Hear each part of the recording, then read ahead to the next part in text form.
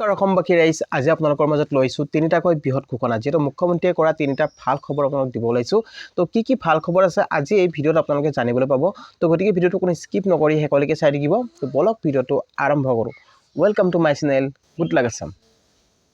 তো গাইজ প্ৰথমটো যেটো খবৰ দিব ওলাইছো প্ৰথমটো খবৰ আপোনালোকৰ বাবে যেটো বহুতে ভাল খবৰ যেটো অংগনবাদী কৰ্মীসকলৰ বাবে আহিছে ভাল খবৰ যিবিলাক অংগনবাদী বাইদেউ আছে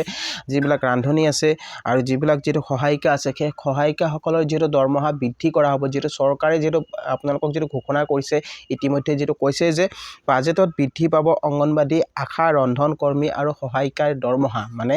এবাৰ যেটো বাজেট আহি আছে 2025 ৰ যেটো বাজেট হ'ব সেই বাজেটত যেটো সিদ্ধান্ত গ্ৰহণ কৰিব চৰকাৰে যে আশা বাইদেউসকল বা ৰান্ধনী কৰ্মীসকল আৰু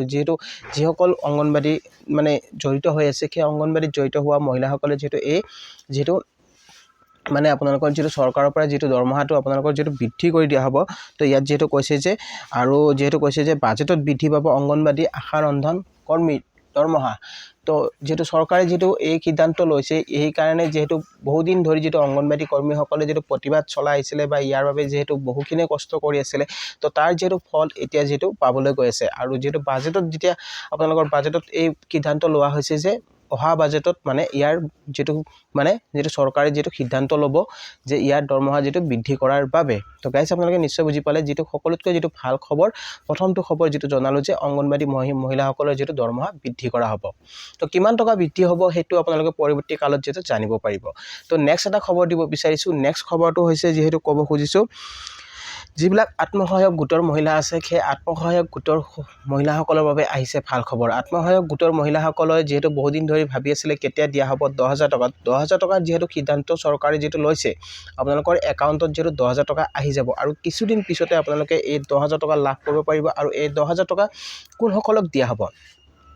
তো যেটো জনাব বিচাৰিছো 10000 টকা আপোনাৰ একাউণ্টত সোমাব যিসকলৰ ভেৰিফাই সম্পূৰ্ণ হৈ গৈছে তো ইয়াত চক চৰকাৰে যেটো ইয়াত আপোনালোকৰ যেটো নটিফিকেশন দিয়া হৈছে পেপাৰত যেটো ইয়াত লিখিছে এড তো আপোনালোক মই যেটো দেখাব খুজিছো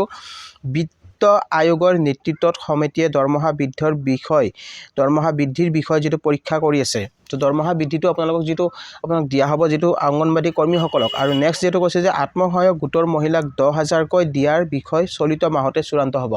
তো আত্মসহায়ক যিবিলাক মহিলা আছে যিবিলাক গোটৰ মহিলা আছে সেই মহিলাসকলক যেহেতু আপোনালোকে ভাবি আছিল কেতিয়া দিয়া হ'ব এই 10000 টকা আৰু 10000 টকাৰ কাৰণে যেহেতু আপোনালোকে বহুদিন ধৰি যেটো অপেক্ষা কৰি আছিল বা আপোনালোকে কেতিয়া পাম যেটো ভাবি আছিল তো এতিয়া যেটো ইয়াৰ যেটো চূড়ান্ত লিষ্ট ওলাইছে যেটো চূড়ান্ত ঘোষণা হৈ গৈছে ইয়াত কৈছে যে আত্মসহায়ক গোটৰ মহিলাসকলক যেটো 10000 কৈ দিয়াৰ বিষয় চলিত মাহতে মানে এইটো যেটো মাহ ডিসেম্বৰ মাহ চলি আছে বা ডিসেম্বৰৰ শেষতে আপোনালোকে 31 ডিসেম্বৰৰ আগতে হয়তো আপোনালোকে লাভ কৰিব পাৰে আপোনাৰ একাউণ্টত 10000 টকা যদিহে আপোনাৰ বেংকৰ কোনো খেলিমেলি নাই আপোনাৰ বেংকৰ একাউণ্ট যদি ঠিকে হৈ আছে আপোনাৰ বেংকৰ যদি আধাৰ লগত লিংক হৈ আছে আপোনাৰ কোনো যদি সমস্যা নাই তেতিয়া হলে আপোনাৰ একাউণ্টত যেটো 10000 টকা আহি যাব আপোনালোকে চিন্তা কৰাৰ বিষয় নাই যেটো আপোনালোকৰ যিবিলাক কাগজ পাতি আছে সেই কাগজ পাতিবিলাক যেটো পৰীক্ষণ কৰি থকা হৈছে বা পৰীক্ষা কৰি থকা হৈছে আপোনালোকৰ কাম চলি আছে ভেৰিফাই প্ৰক্ৰিয়া চলি আছে তো সকলোখিনি কাম যেতিয়া হৈ যাব তো হৈ গৈছে আধা আধি তো এতিয়া যেহেতু চূড়ান্ত ঘোষণা হৈ গৈছে মানে চলিত মাহতে আপোনালোকক যেটো 10000 টকা চৰকাৰে দিব তো আপোনালোকৰ যদি সকলো ঠিকে আছে তেনেহলে আপোনাৰ একাউণ্টত 10000 টকা আপুনি লাভ কৰিব পাৰিব যদিহে আপোনাৰ সকলোবিলাক তথ্য যেটো ঠিকে থকাৰ পিছত বা ঠিকে যদি আছে তেনেহলে আপোনাৰ চিন্তাৰ কাৰণে আপোনাৰ একাউণ্টত আহি যাব পইচা আপুনি 10000 টকা লাভ কৰিব পাৰিব আৰু 10000 টকাৰ আপুনি যেটো ব্যৱসায় কৰিব দিয়া হৈছে চৰকাৰে যেটো কৈছে যে আপুনি ব্যৱসায় কৰিব লাগিব আৰু এই ব্যৱসায় আপুনি কেনেকৈ কৰিব এটো আপোনাৰ ওপৰত নিৰ্ভৰ কৰিব আপুনি ব্যৱসায়টো আপুনি চলাই নিব লাগিব ভালকৈ যদি ব্যৱসায়টো কৰে নেক্সট আপোনালোকক যেটো 25000 টকা দিয়া হ'ব আৰু এই 25000 টকাৰ আপোনালোকৰ যেটো 12500 টকা আপোনাৰ সাবসিডি থাকিব আৰু 12500 টকা আপোনালোকে যেটো ঘূৰাব লাগিব তো গাইস নিশ্চয় বুজি পালে তো গাইস নেক্সট এটা খবৰ দিব বিচাৰিছো নেক্সট খবৰটো যেটো হৈছে 3 নম্বৰ খবৰটো পিএম কিষাণ আঁচনি তো পিএম কিষাণ আঁচনি বহুতো কৃষকৰ হোৱা নাই কেৱাইচিৰ কাম যদি আপুনি কেৱাইচিৰ কাম সম্পূৰ্ণ নকৰে তেনেহলে আপুনি পিএম কিষাণ আঁচনিত ধন লাভ নকৰে তো বহুতো কৃষকৰ নাম যেটো কৰ্তন কৰা হৈছে তো আপোনাৰ নাম কৰ্তন হৈছে নেকি তো আপুনি কেনেকৈ জানিব পাৰিব তো তাৰ আগতে আপুনি পিএম কিষাণ ৱেবসাইটত গৈ আপোনাৰ বেনিফিচিয়াৰি লিষ্ট চেক কৰক আপোনাৰ বেনিফিচিয়াৰি লিষ্টত যদি আপোনাৰ নামটো আছে তেনেহলে ঠিকে আছে আৰু যদি নামটো নাই তেনেহলে আপোনাৰ নামটো হয়তো কৰ্তন হ'ব পাৰে তো তাৰ কাৰণে আপোনালোকক যেহেতু আপুনি চাব লাগিব বেনিফিচিয়াৰি লিষ্ট আপুনি ৱেবসাইটত চেক কৰিব লাগিব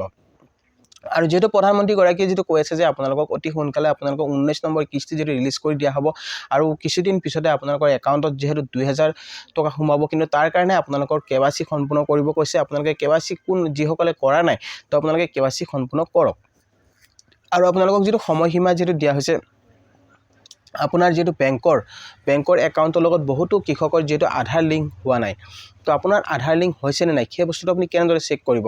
তো আৰু আপোনাৰ বেংক আপোনাৰ সেটিং হৈ আছে নে নাই আপোনাৰ বেংকৰ লগত আধাৰ সেটিং আছে নে নাই তো সেই বস্তু আপুনি কেনেকৈ জানিব পাৰিব তো সেই বস্তুটো আপোনালোকে চেক কৰিব লাগিব আপুনি ৱেবছাইটত তো কোনটো ৱেবছাইটত যাব আপোনালোকে প্ৰথম আপোনালোকে আধাৰ যেটো ৱেবছাইট আছে আধাৰ ৱেবছাইটত যাব আধাৰত লগইন কৰিব লগইন কৰাৰ পিছত আপোনাৰ যেটো আধাৰ নম্বৰ আছে সেই আধাৰ নম্বৰ দিব আধাৰ নম্বৰ দিয়াৰ পিছত আপুনি কেপচাৰ দিব কেপচাৰ দিয়াৰ পিছত আপোনাৰ ওটিপি এটা আহিব সেই ওটিপিটো ফাইল কৰাৰ পিছত আপুনি তাত মেনুখন পাই যাব যিখন আপোনালোকৰ যেটো প্ৰফাইল আছে সেই প্ৰফাইলটো খুলি যাব তাত আপোনালোকৰ বেংক সেটিং বুলি অপচন এটা আছে সেই বেংক সেটিংত আপোনালোকে তাত ক্লিক কৰিব লাগিব তাত ক্লিক কৰিলে আপুনি গম পাই যাব যে আপোনাৰ বেংকৰ লগত আধাৰ সেটিং আছে নে নাই তো সেই বস্তুটো আপোনালোকে চেক কৰক আপোনাৰ যদি বেংকৰ লগত আধাৰ সেটিং হোৱা নাই আধাৰ সেটিং সোনকালে কৰি লওক আৰু কেৱাইসি যদি হোৱা নাই আপুনি কেৱাইসি সোনকালে কৰক কেৱাইসি কৰাৰ যেটো তিনিটা উপায় আপোনালোকক যেটো পিএম কিষাণ ফালৰ পৰা দিয়া হৈছে আপুনি সিএসসি মাধ্যমৰ পৰাও কৰিব পাৰে বা আপুনি প্ৰফাইল যেটো ৱেবছাইটত গৈও কৰিব পাৰে নাইবা আপুনি যেহেতু মোবাইল এপ্লিকেশন এপ ডাউনলোড কৰিও আপুনি কৰিব পাৰে তো মোবাইল এপ্লিকেশন এপটো আপুনি প্লে ষ্টৰত পাই যাব তাত গৈ আপোনালোকে তাত সাৰ্চ আপোনালোকে যেটো ফেস অথেন্টিকেশন আছে সেই ফেস মানে আপোনালোকৰ যেটো ফেস মানে ফেসৰ জৰিয়তে আপোনাৰ চেহাৰা দেখুৱাই আপুনি যেটো কেৱাইসি কৰিব পাৰে তো তিনিটা মাধ্যমত যেটো কেৱাইসি কৰাৰ আপোনালোকক সুবিধা কৰি দিয়া হৈছে পিএম কিষাণ ফালৰ পৰা যদি আপুনি কেৱাইসি কৰিব পৰা নাই আপুনি এই তিনিটা মাধ্যমেৰে আপুনি কেৱাইসি কৰি লওক আৰু যদি আপুনি সকলোতে আপোনাৰ প্ৰবলেম হৈ আছে তেনেহলে সিএসসি চেণ্টাৰত যাওক আপুনি সিএসসি চেণ্টাৰত গৈ আপুনি কৰিব পাৰিব সিএসসি চেণ্টাৰত আপোনাৰ যেটো আপোনাৰ বেনিফিচিয়াৰি নম্বৰ আছে সেই নম্বৰটো আপুনি লৈ যাব লৈ গৈ আপোনালোকে দেখুৱাব লাগিব তাত আপোনালোকৰ যেতিয়া তেখেতসকলে সাইন ইন কৰিব তেতিয়া আপোনালোক গম পাই যাব আৰু আপোনালোকৰ যদি মোবাইল লিংক নাথাকে তেনেহলে তেখেতসকলে লিংক কৰি দিয়ে